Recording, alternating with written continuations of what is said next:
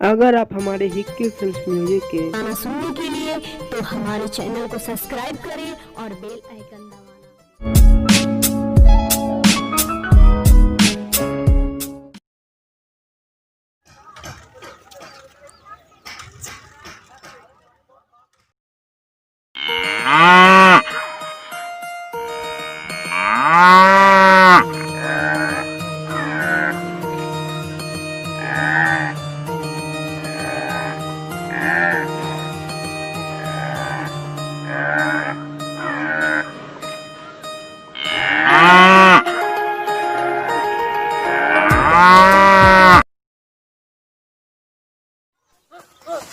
ले चल लेकर आके ले चल।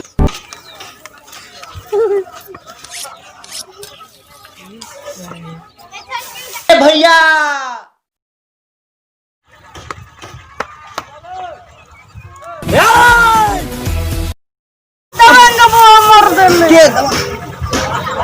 दवांग बाबा जैसे हमारे भाई के मरले बा वैसे तोरो भाई के मारब। खून के बदला खून ले हम अपन मरल भाई।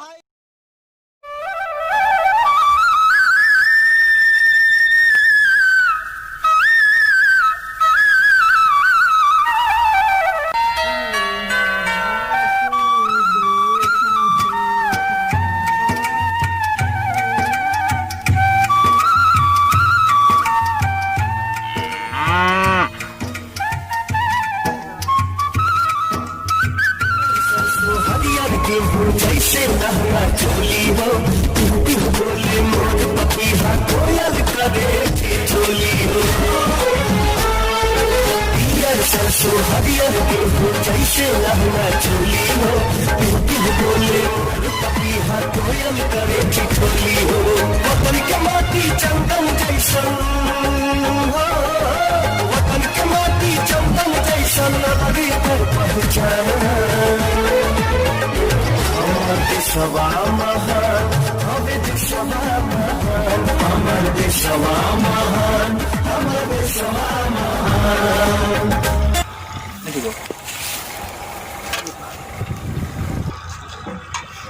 अरे भाई भाई भाई का भाई का भाई का भाई का भाई पानी पिला ठीक है।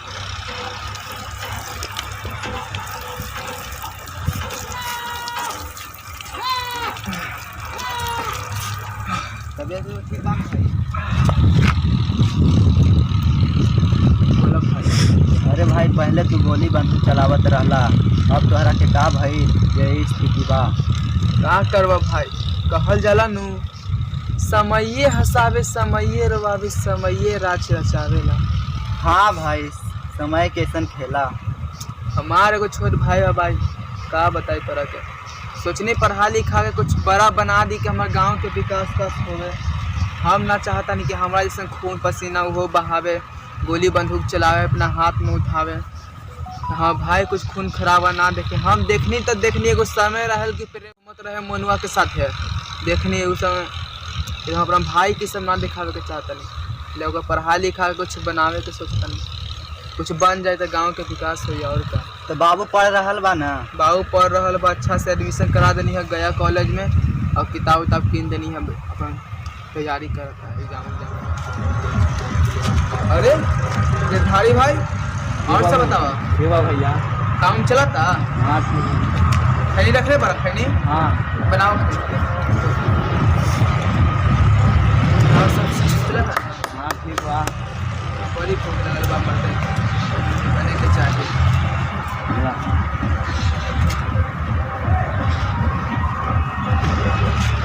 राम यार अरे फैसला कहाँ जाता रहा रात अभी कॉलेज पढ़ाई लिखाई चला था। हाँ चला था रात अभी कॉलेज कुछ आराम के काम से तो फरों में पैसा भरा तो बस ना पैसा कुछ नहीं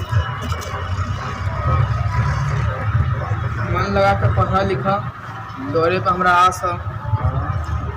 लो जीवा चला था खुश रहो।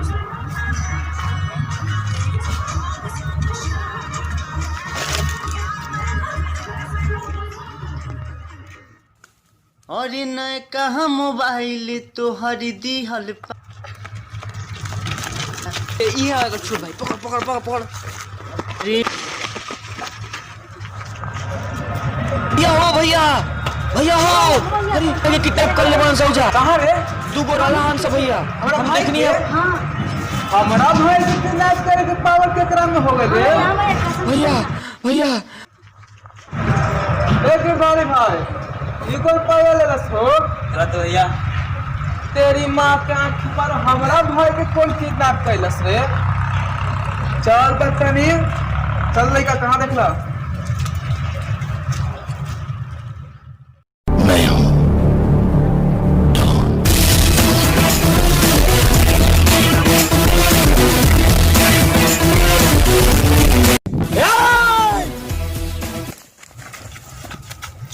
ले आए उस्ताद ए बाबू ले जा रखे हॉस्पिटल ये उस्ताद होश में आ गया। तोर भाई औ दवांग बाबा हमरा भाई के छूले बा आबे तो साला के बोटी बोटी काटा भइल बा शरीर में गर्मी आबे तो साला के जिंदा काट बा Nummer 1 Hau drauf, wenn das Gespräch zu stressig wird.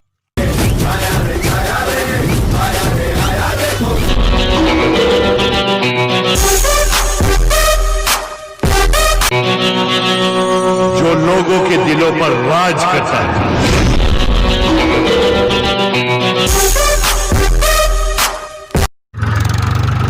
भैया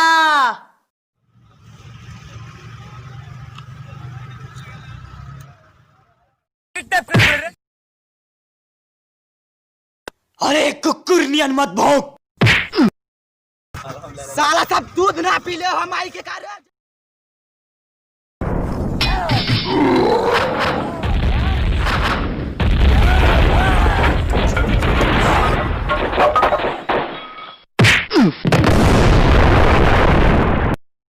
बाके वो पावर आ रहल वाली रात रहे जगाड़ा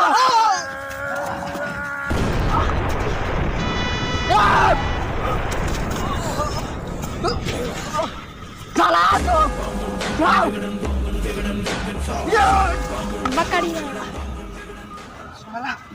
तोरा के हम बताओ तो तेरा भाई को माला हम भाई को माला तो हाँ हम दाम अभी बाला मारा। दाम बाला तोरा के रोक हम बताने ससुरा हमारा भाई को मारा भाई दामल